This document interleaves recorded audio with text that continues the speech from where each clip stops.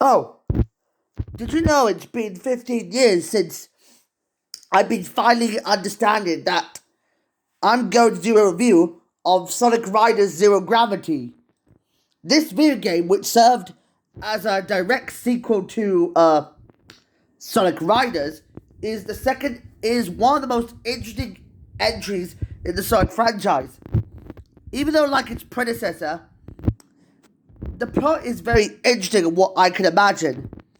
This game, which came out in on January 8th, 2008 in North America, January 17th, 2008 in Japan for Nintendo Wii, February 22nd, 2008 in Europe, and March 6th, 2008 in Australia. Although the Nintendo Wii is only exclusive to Japan, I guess the PS2 port never came to Japan.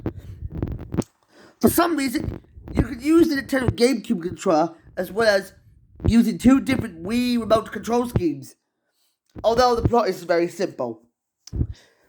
However, when the Babylon Rogues retrieve the five relics that are called the Arcs of the Cosmos, because all five relics are capable of controlling gravity, it turns out that Sonic and his pals, Tails, Knuckles, and Amy, are reunited with their old rivals, Jet, Wave, and Storm, as they discovered that they noticed that the arc was hit.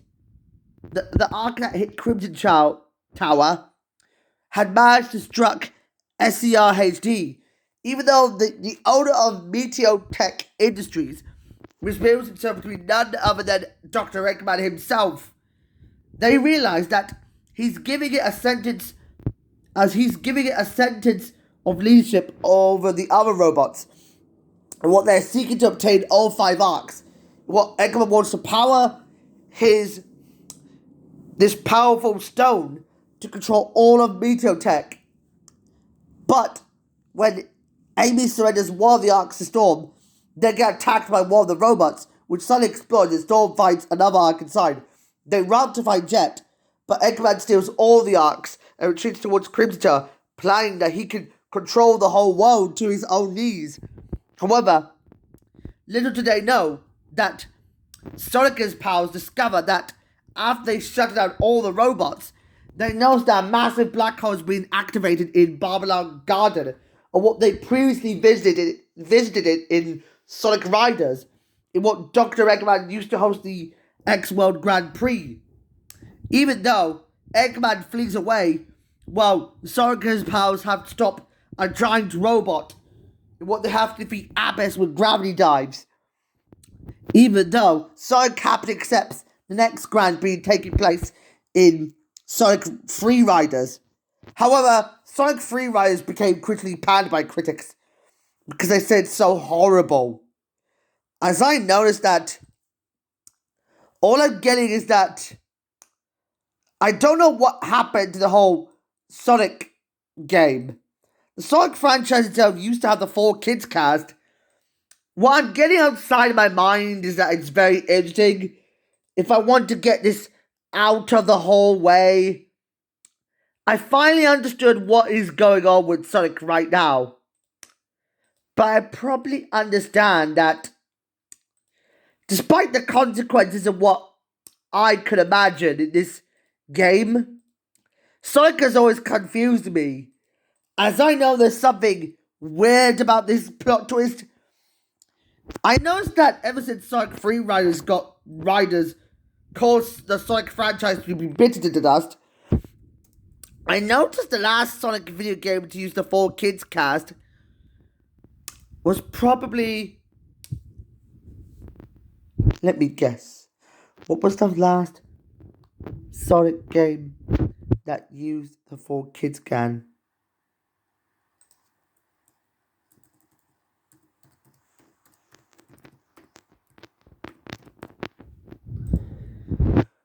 Let me just check. I need to go at Mario and Sonic. Mario and Sonic's.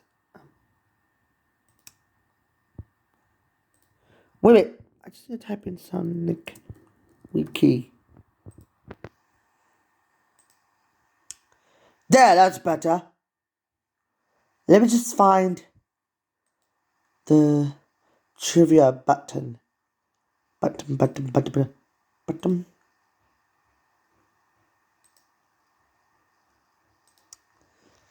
Note.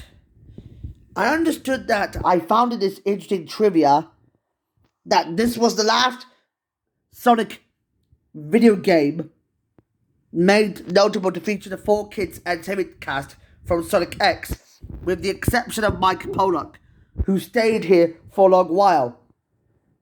Since then, Pete Capella, Erika Skroda, Dan Green, Jason Griffith, Rebecca Honing, Kathleen Delaney, Davis Willis, and Amy Birnbaum, who were the voices of Silver Blaze, Vector, Jet, Cream, Rouge, Espio, and Charmy, have all respectively retired.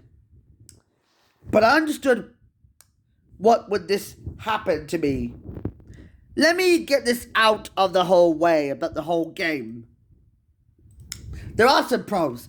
I like the kick-ass soundtrack, and I like the idea of Sonic freezing, unleashing the ability to gear freeze his Extreme Gear hoverboard along with their friends. I know it's been used to go into these turnings, like whenever you turn left or right.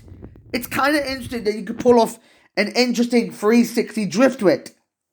But the bad qualities is that the story really gets complicated, that the idea of Sonic discovering that a black hole will destroy them all, as well as the idea of robots turning on Dr. Eggman, is probably a divisive way to handle some consequences of what we've learned this lesson from.